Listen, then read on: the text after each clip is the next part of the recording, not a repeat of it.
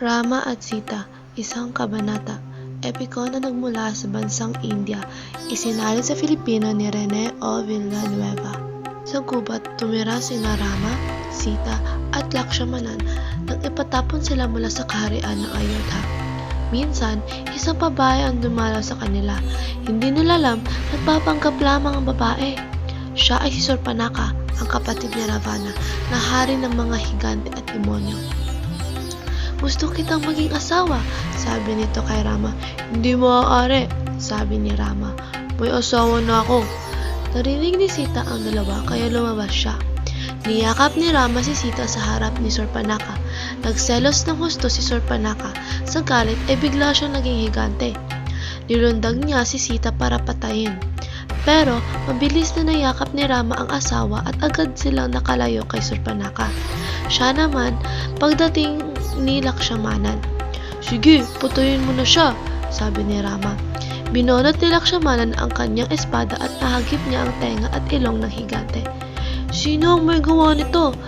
Sigaw ni Ravana nang makita ang ayos ng kapatid. Nagsinungaling si Surpanaka kay Ravana para makaganti kay Rama. Sinabi niyang nakakita siya ng pinakamagandang babae sa gubat at inalok niya itong maging asawa ni Ravana, pero tumanggi ang babae. Nang pilitin daw niya, tinagpas ng isang prinsipi ang kanyang ilong at tenga. "Tulungan mo ako, Ravana," sabi pa nito. "Lihagin mo si Sita para maging asawa mo." Naniwala naman si Ravana sa kwento ng kapatid. Umayag siyang ipaghiganti ito. Pinatawag ni Ravana si Maritya. May galing si Maritya na mabago ang sarili sa kahit anong anyo at hugis. Nang malaman ni Maritya na sina Rama at Lakshmanan ang magkakalaban, tumanggi itong tumulong. "Kakampi nila ang mga Diyos," sabi ni Maritya. "Kailangan umisip tayo ng paraan kung paanong makukuha si Sita nang hindi masasaktan sina Rama." Nakumbinsi naman si Ravana kaya nag-isip sila ng patibong para maagaw sila Sita. Isang umaga, habang namimitas ng bulaklak, nakakita si Sita ng isang gintong usa. Tinawag agad niya si Rama at Lakshmanan para huliin ang usa na puno ng mamahaling bato ang sungay. "Baka'y ganti rin yan," paalala ni Lakshmanan. Dahil mahal na mahal ang asawa, kinuha ni Rama ang kanyang pana at puso. "Huwag mong iiwan si Sita kahit anong mangyari," bilin ni Rama sa kapatid. Parang narinig ng usa ang sinabi ni Rama. Agad itong tumakbo, kaya napasigaw si Sita. "Bilis, sabulin mo ang gintong usa." Matagal na naghintay ang dalawa, pero hindi pa rin dumarating si Rama. Pinilit ni Sita si Lakshmanan na sumunod sa gubat. "Hindi kailangan kitang bantayan," sabi nito. Ilang oras pa sila naghintay nang bigla silang nakarinig ng isang malakas na sigaw. Napayak si Sita sa takot, pero ayaw pa rin umalis si Lakshmanan, kaya nagalit si Sita. "Siguro gusto mong mamatay si Rama para ikaw maging hari," sabi nito kay Lakshmanan. Nasaktan si Lakshmanan sa bintang ni Sita. Para patunayang mahal niya ang kapatid, agad siyang sumunod sa gubat. Wala silang kamalay-malay na sa labas ay naghihintay si Ravana. Sa gubat, napatay ni Ravana ang usa at bigla itong naging Maritsa.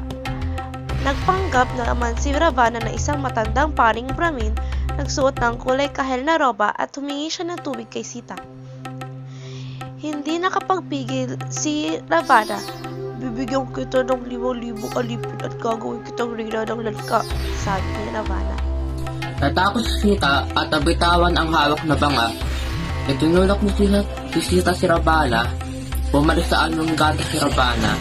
Pinapit ni Ravana ang mga bambok ni Sita at isinakay sa karawayang hila ng mga kapang may malalapat na pakpak. Nagsisigaw at nanlaban si Sita pero wala siyang magawa.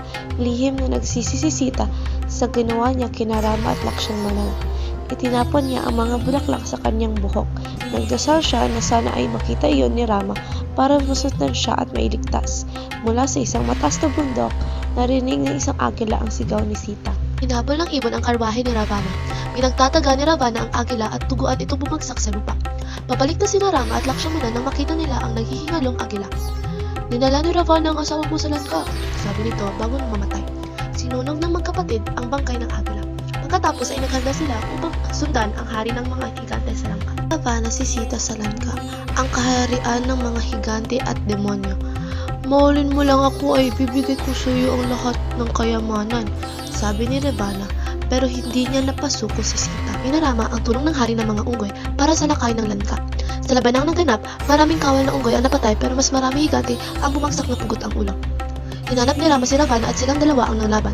Matagal na naglaban sina Rama at Ravana hanggang sa mapatay ni Rama ang hari ng mga higante. Lumakas ang iba pang mga higante nang makita nilang patay ang kanilang pinuno. Iiyak na tumakbo si Sita sa asawa.